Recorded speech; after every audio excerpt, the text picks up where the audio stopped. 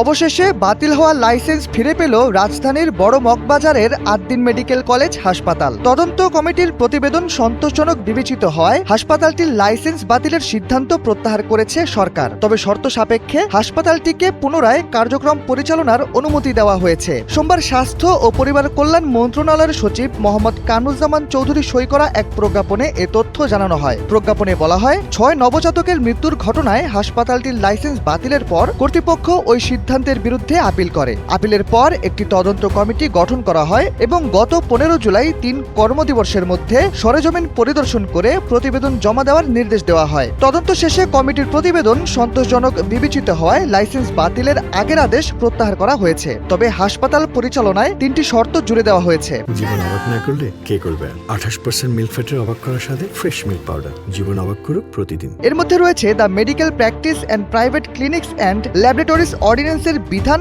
যথাযথভাবে প্রতিপালন এবং লাইসেন্সের শর্ত অনুযায়ী দ্রুত চিকিৎসক নিয়োগের প্রক্রিয়া সম্পন্ন করা। পাশাপাশি শর্ত ভঙ্গ হলে সরকার বা ক্ষমতাপ্রাপ্ত কর্তৃপক্ষ আইনানুগ ব্যবস্থা নেবে বলেও প্রজ্ঞাপনে সতর্ক করা হয়েছে। উল্লেখ্য, গত 19 জুলাই অবহেলা ও এসির গ্যাস লিকেজের কারণে এক রাতে 6 নবজাতকের মৃত্যুর তদন্তে হাসপাতালটির চরম অব্যবস্থাপনার প্রমাণ পাওয়ায় আদ্দিন মেডিকেল কলেজ হাসপাতালের লাইসেন্স বাতিল করা হয়েছিল।